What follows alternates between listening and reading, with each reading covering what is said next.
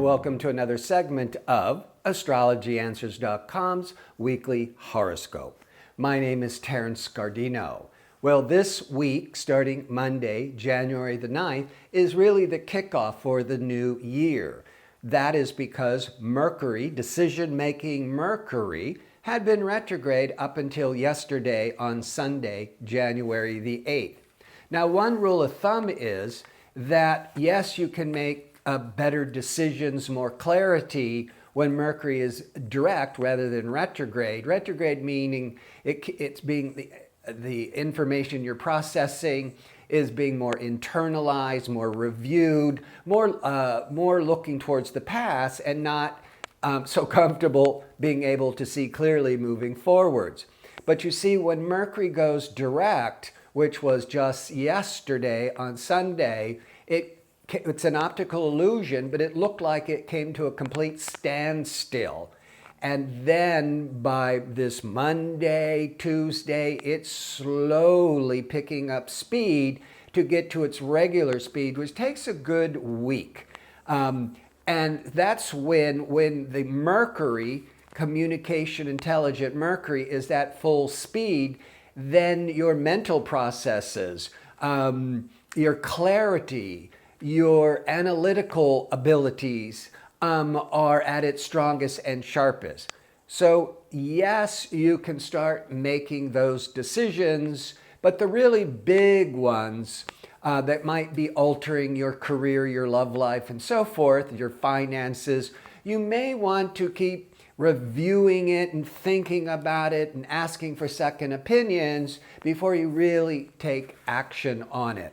But I think later in this week, a lot of you will, because this is even though Mercury is still slow and catching back up to speed, there is a lot of planetary energy pushing us forwards, getting us excited about getting on with 2017.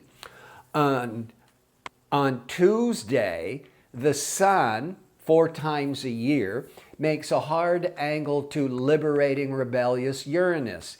So by the 10th of January, there's this anxious energy that we just want to break out of the old routines, try something new, shake out the cobwebs, and be much more open to trying new things, new technologies, as an example. By Wednesday, now the Sun is in hard angle to optimistic, expansive Jupiter. And ambitious Mars is great with transforming Pluto.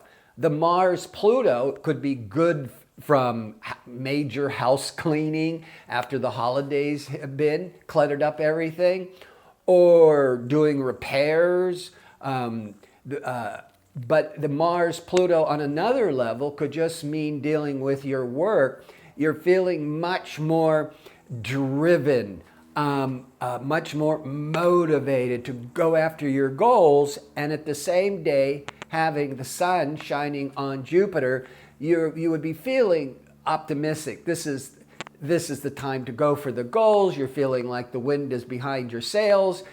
You just with Sun Jupiter, don't overdo it. You're going to be feeling this optimism, but just keep it moderation, and you'll get a lot further.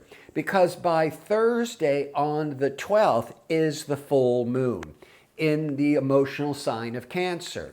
But with the full moon every month, this is a time when everything comes to a head. It's a time of culmination. Think of it as a time of seeing the light. And so when you're seeing the light fully, that means you had been in the dark somewhat. And so it's coming to light of those things that are working and those things that aren't working, from career to relationships, what have you. And this often could be a time of realizing, well, this isn't working, let it go. Or this is really working, and let's just fully focus our energies on this one direction. Also on that day, Mercury is moving into Capricorn. And so Capricorn with Mercury, it's much more pragmatic, logical, conventional, steady.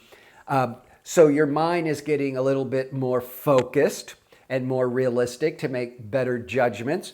And the love planet is aligning with Neptune on this Cancer emotional full moon. And on the positive, that Venus-Neptune can trigger a lot of romanticism and idealism. It's great for artists and performers because Venus in mythology was the goddess of love and beauty and creativity. But it might also come to a head that a relationship is a bit of a disappointment because not everybody on the planet is going to be infatuated and in love. And now that Mercury is going direct and you're getting more clear-minded and your emotions are starting to come fully into the light, some of you might be deciding that this relationship, the holidays are over, you tried, it's not working, and it could be, for some of you, a bit of a letdown and a disappointment. But for good relationships and new relationships, you could be on a real high. And that's all peaking this Thursday, but certainly into Friday, and with a full moon, a bit into the weekend. So before I sign off, I want to remind you again that I'm available for a one-question offer via astrologyanswers.com for a nominal fee.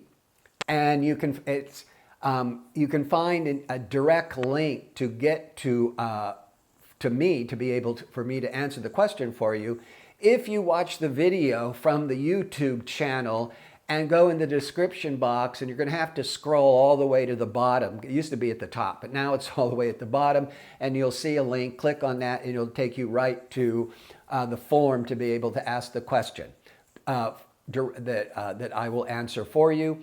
And remember, the time of birth is always really important, and try to put your birth information and the time, the place, the city, the country back in the message box to me to make sure I have it absolutely correct. So I hope you tune in next week for my next segment. Until then, have a great and productive week.